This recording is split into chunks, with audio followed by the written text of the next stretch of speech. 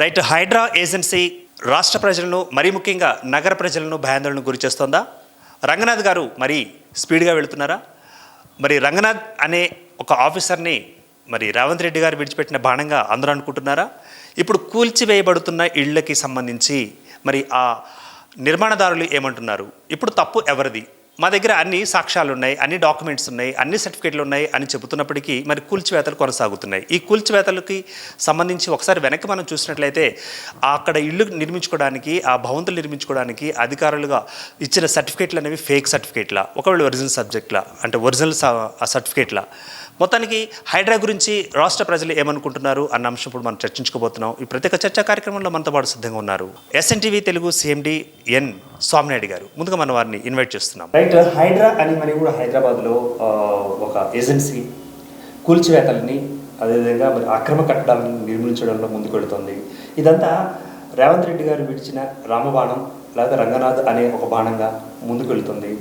మరి కొన్ని విమర్శలు కూడా దీని మీద మూట కట్టుకుంటుంది. మరి ఇప్పుడు హైడ్రా ఏర్పాటు వలన రాష్ట్ర ప్రభుత్వానికి ఫెచ్చింగ్ ఏంటంటారా, లాస్ అయ్యే అవకాశం ఉందంటారా విమర్శక, లేకపోతే ఒకవేళ మన ప్రతిపక్షాల వాళ్ళకి ఒకవేళ విమర్శన ఆస్త్రంగా మారిందంటారా? దీని మీద మీరేమంటారు?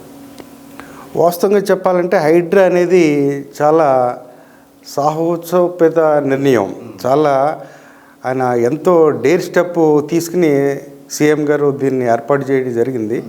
దానికి ఆయనే చైర్మను, అలాగే ఒక ఎఫిషియన్సీ ఆఫీసరు, సీనియర్ ఆఫీసర్ అయిన రంగనాథ్ గారిని కూడా పెట్టడం జరిగింది. వీళ్ళిద్దరు కాంబినేషన్లో ఇద్దరు డేరింగ్ అండ్ డాషింగ్ హీరోల కిందే నేనైతే అనుకుంటాను. కారణం ఏంటంటే సిటీ గత 30 ఏళ్ళలో చాలా ఎక్స్పాండ్ అయ్యింది.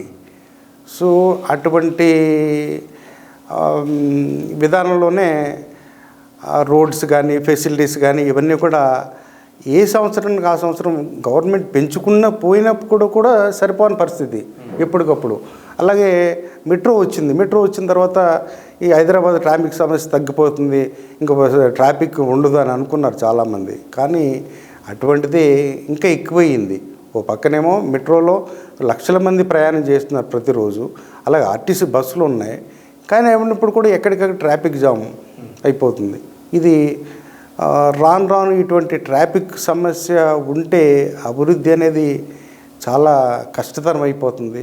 ఇంకొకటి ఇవన్నిటికి ప్రధాన కారణం ఏంటంటే నాలాల్ని, చెరువుల్ని కబ్జాలు చేసి, అలాగే పర్మిషన్స్ లేకుండా ఒక 2 అంతస్తులకి పర్మిషన్ తీసుకుంటే 3 అంతస్తులు 5 అంతస్తులు ఇష్టానుసారంగా ఇటు పొలిటికల్ ప్రెజర్ వల్ల కానీ, లేదా అధికారుల యొక్క అండతో కానీ, వాళ్ళ యొక్క లంచగొండి అధికారుల వల్ల కానీ, ఈ ఏదైనప్పుడు కూడా అది ఒక ప్రాపర్ వేలో అభివృద్ధి అనేది జరగలేదు. దాన్ని ఎవరొకళ్ళు ఏదో ఒక టైంలో దాన్ని నిర్మూలించక తప్పదు. నిర్మూలించినాడే ప్రజలకి అక్రమ కట్టడాలు కానీ, ఇటువంటి చెరువులను కబ్జా చేసిన ఇవన్నీ కూడా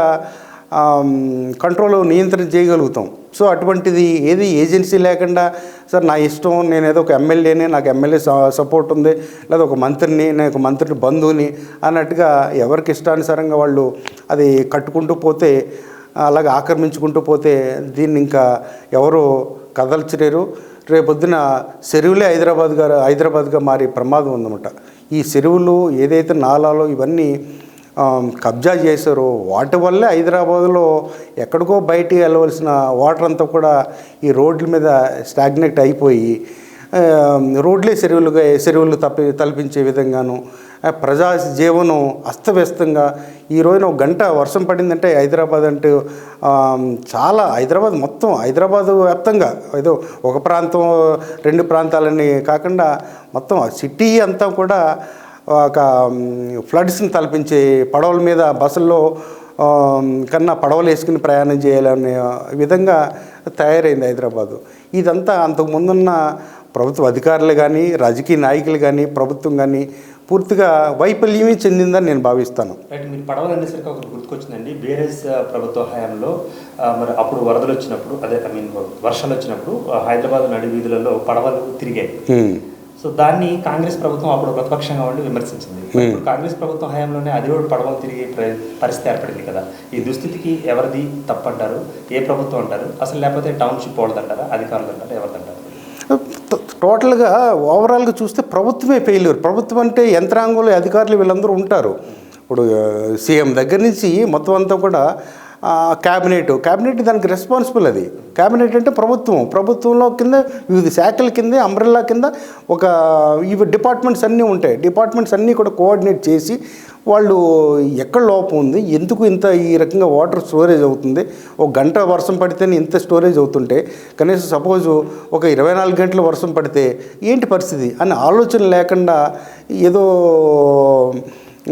కంటి తుడుపు కింద చర్యల కింద ఏదో ఎమర్జెన్సీ టీమ్స్ అంటారో, లేకపోతే వేరే జిహెచ్ఎంసీలో కానీ పోలీస్ డిపార్ట్మెంట్లో కానీ ఎమర్జెన్సీ స్క్వాడ్స్ అనే రకరకాల పేర్లు పెట్టుకుని, అది నేను అనుకోవటం ఆ స్లోగన్స్ ఆ వెహికల్స్ మీద పేర్లు తప్పించి వాస్తవ రూపంలో మాత్రం అటువంటిది నాకేమీ కనిపించలేదు.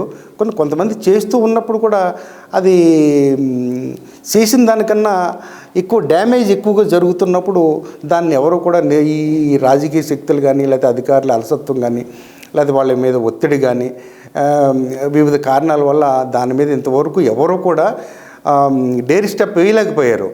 సో అటువంటిది రేవంత్ రెడ్డి గారు వేశారు, ఒక టీంని తయారు చేశాడు. దీన్ని కూడా ప్రతిపక్షాలు నిజంగా దుమ్మెత్తి పోస్తున్నాయి.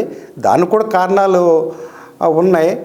ఆ కారణాలు వాళ్ళకి నిజంగా అన్యాయం జరిగితే వాళ్ళు కోర్టుకు వెళ్ళొచ్చు, మేము సక్రమంగా కట్టుకున్నాము, కానీ ప్రభుత్వం ఈ హైడ్రా అనేది వ్యవస్థ దీన్ని కూలగొట్టడం జరిగింది, మాకు ఇంత నష్టపోయాం అని కోర్టుకు వెళ్ళొచ్చు, చట్టాలు ఉన్నాయి ఇవన్నీ కూడా. కానీ వాళ్ళు ఆ అనుమతులు ఉన్నాయా లేదా దానికి పూర్తిగా, దానికి కోర్టు కేసులు ఉన్నాయా, ఇవన్నీ కూడా చూసుకుని ఈ హైడ్రా అనేది కూడా వాళ్ళు కూడా కనీసం నాకు తెలిసి ఒక 300 మంది ఆఫీసర్స్ పైన దాని మీద ఎక్సర్సైజ్ చేస్తున్నారు. అటు లీగల్ కానీ ఇటు డెమాల్ చేయడం కానీ ప్రతిదీ కూడా కూలంకుషంగా పరిశీలించి ఐడెంటిఫై చేసి వాళ్ళు కంక్లూజన్కి వచ్చిన తర్వాత డెమాల్ చేయడం జరుగుతుంది. అంత ఈజీగా తేలిగ్గా ఏదో పలానా పార్టీ వాళ్ళది కదా, మనకి అపోజిషన్ కదా ఇతను, లేకపోతే ఇతను మనవాడు కాదు అని వాళ్ళేమి తారతమ్యాలు చూసే ఆఫీసర్ అయితే కానే కాదు రంగనాథ్ గారు అనే వ్యక్తి. సరే కొన్ని ఏంటంటే ఎవరికి ఏ వస్తువు పోయినా ఎవరిది ఏదైనా డెమాలిష్ చేసినప్పుడు కూడా బాధ కలుగుతుంది, మానవ సహజం. కానీ ప్రతి ఒక్కళ్ళు కూడా ఇది మన రూల్ పొజిషన్లో ఉన్నావా లేదా, సామాన్య ప్రజలు తప్పు చేశారంటే అది తెలియదు, అతనికి నాలెడ్జ్ లేదనుకోవచ్చు. మెయిన్గా అధికారులు ఉన్నవాళ్ళు ఈ రాజకీయ నాయకులు కోట్లు గడించి వాళ్ళు ఏదో వెళ్ళాలని అదని ఇదని నిజంగా వెళ్ళం ఉంది, ఆ సొంతది కావచ్చు లేదా అద్దెకి తీసుకున్నది కావచ్చు, అయినప్పుడు కూడా అది కరెక్ట్గా ఉందా లేదా, సక్రమైన మార్గంలో అతను అన్ని పర్మిషన్స్ నామ్స్ అన్నీ గవర్నమెంట్ సైడ్ నుంచి ఫుల్ఫిల్ చేసింది, కన్స్ట్రక్షన్ చేశాడా లేదా అనేది చూసుకోవాల్సిన బాధ్యత వీళ్ళే మార్గదర్శి, వీళ్ళే దిక్చూసి అయినప్పుడు వీళ్ళే సక్రమైన మార్గంలో లేకుండా తప్పటడుగులేసి మేమే ప్రభుత్వంలో ఉన్నాం కదా మమ్మల్ని అడిగేవాడు ఎవడనేది ముందుకు వెళ్ళటం వల్ల ఇన్ని సమస్యలు ఎదురయ్యాయి. వీళ్ళ కింద పనిచేసి ఇంకా నాయకులు చిన్న నాయకులు కూడా అదే భరోసాతో ముందుకెళ్ళారు. దానివల్ల ఏంటంటే చెరువులు అనేది లేకుండా కనుమరుగైపోయి అసలు వాటరు ఎక్కడికి వెళ్ళాలో తెలియని పరిస్థితి, దారి లేక ఈ రోడ్ల మీదే స్టాగ్నేట్ అవ్వవలసిన పరిస్థితి ఏర్పడింది. చెరువులేమో విల్లాలో ఇల్లులు అయినాయి, రోడ్లేమో చెరువులుగా మారే పరిస్థితి వచ్చింది. రైట్ అండి. ఇప్పుడు మనకి 111 జీవో అని ఒకటి ఉంది. ఆ 111 జీవో ఏంటంటే అత్యంత ధనికులు ఇళ్లను ఏర్పాటు చేసుకునేటప్పుడు 111 జీవో అంటే 3 ఆ జీవో బయటకు రావడం జరిగింది. అయితే ఆ జీవో జోలికి వెళ్లకుండా, అంటే ధనికులు కట్టుకున్న ఇళ్ల జోలికి వెళ్లకుండా మధ్యతరగతి వాళ్ళు జోలికి వెళుతున్నారంటూ కూడా వినిపిస్తున్న ఆరోపణ.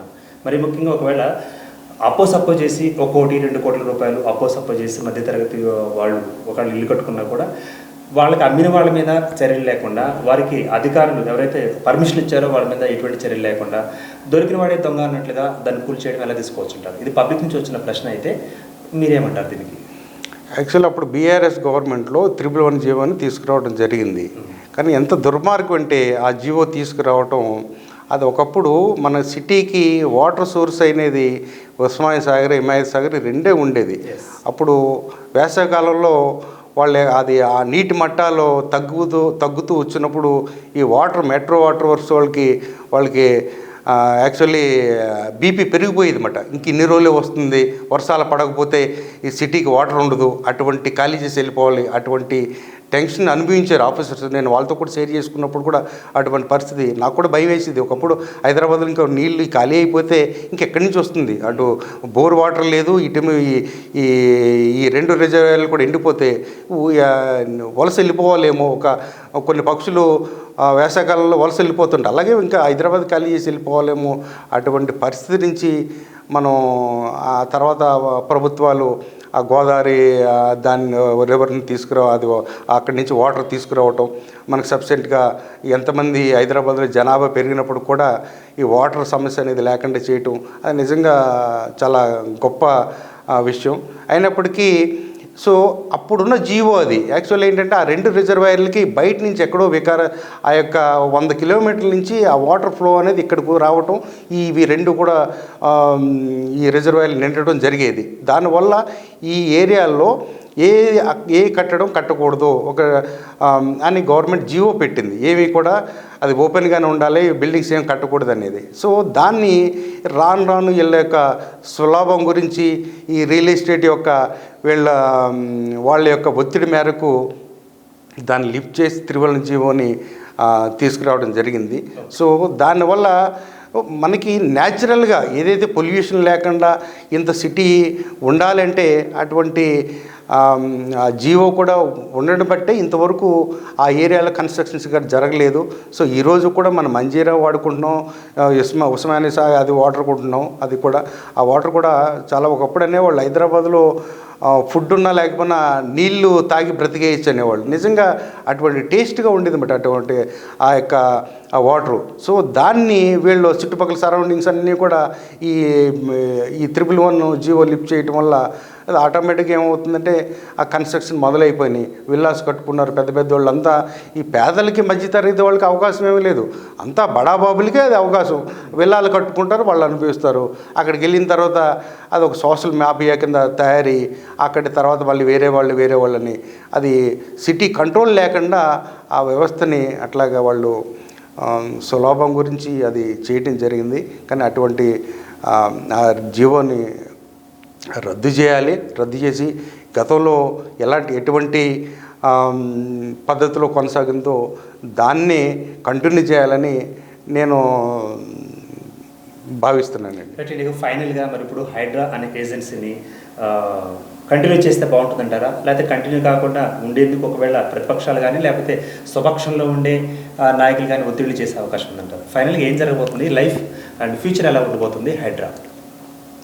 సీఎం గారి ముఖ్య ఉద్దేశం ఏంటంటే ఎన్ని ఒత్తిళ్ళు వచ్చినా, సొంత పార్టీలో కూడా ఒత్తిళ్ళు వచ్చినా కానీ తట్టుకుని నేను చేశాను దీనివల్ల ఇంకా ఎవరు కూడా ఇటువంటి అక్రమ కట్టడాలు కానీ నాలాలు కానీ చెరువులు కానీ కబ్జా చేయకూడదు, కబర్దాడ్ అన్నట్టుగా అతను యొక్క స్పష్టంగా ఇండికేషన్స్ ఇవ్వడం జరిగింది.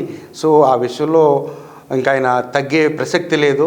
హైకమాండ్ వాళ్ళు చెప్పినప్పుడు కూడా వాళ్ళని కన్విన్స్ చేసి ఇది కంటిన్యూ అవుతుంది తప్ప ఈ విషయంలో.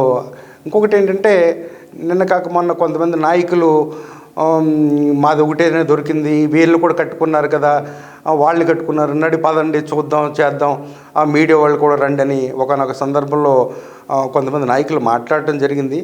నేను అది చూసిన తర్వాత నాకు చాలా హాస్యాస్పదం అనిపించింది అన్నమాట. కారణం ఏంటంటే నువ్వే ఇతరులకి మార్గదర్శిగా ఉండవలసిన వాడు, నేను తప్పు చేశాను నువ్వు కూడా తప్పు చేసావు కదా అంటే ఇద్దరు తప్పులు చేసినప్పుడు మీలాంటి నాయకులు ప్రజలకు కావాలా? అది కూడా వాళ్ళు ఆలోచించుకోవాలి. సరే నేను చేసిన తప్పు ఇంకా మీ పక్క వాళ్ళు ఎవరన్నా తప్పు చేస్తే అది కూడా యాక్షన్ తీసుకోండి అని ఒక వాళ్ళకి సజెషన్ ఇవ్వాల్సింది పోయి నేను రండి మీతో పాటు నాతో పాటు మిమ్మల్ని కూడా తీసుకెళ్తాను, మీరు కూడా చూద్దరు కానీ నాది ఒకటే దొరికిందా అంటే నువ్వు తప్పుని ఇండైరెక్ట్గా చేసాను అని అంగీకరిస్తున్నావు. నువ్వు గతంలో ప్రభుత్వ పెద్దగా అన్ని నువ్వే అనుకున్నప్పుడు నువ్వు ఎందుకు తప్పు చేసావు? ఈ తప్పుల్ని మిగతా నాయకులు ప్రజలు ఆచరించరా? సో అటువంటి ఆలోచన విధానం మార్చుకుని వెల్కమ్ చెప్పే విధంగా ఉండాలని నేను పూర్తిగా వాళ్ళందరికీ కూడా విజ్ఞప్తి చేస్తున్నాను. Thanks for the participation. Thank you. Right, ఇప్పటివరకు మనం స్వామినాయుడు గారి యొక్క మాటల్లో వినడం జరిగింది. హైడ్రా అన్నది ఒక మంచి ఏజెన్సీ, ఒక మంచి కార్యక్రమాన్ని ఉద్దేశించి ఏర్పాటు చేసిన ఏజెన్సీ. కానీ కొన్ని ఏవైతే విమర్శలు ఉన్నాయో, ఏవైతే వ్యతిరేక ధోరణులు ఉన్నాయో మరి వాటిని అధిగమించుకుంటూ ముందుకు వెళ్ళాలి. మరి ఈ ఏజెన్సీకి హెడ్గా ఉన్న రేవంత్ రెడ్డి గారు దీని మీద కూడా ప్రత్యేక దృష్టి సారించి సో ప్రజల యొక్క అభిప్రాయాన్ని కూడా తీసుకుంటే హైడ్రా మరింత ముందుకు వెళ్ళే అవకాశం ఉంది అంటూ కూడా తన యొక్క అభిప్రాయంగా వ్యక్తీకరించడం జరిగింది. Keep watching SN TV Telugu.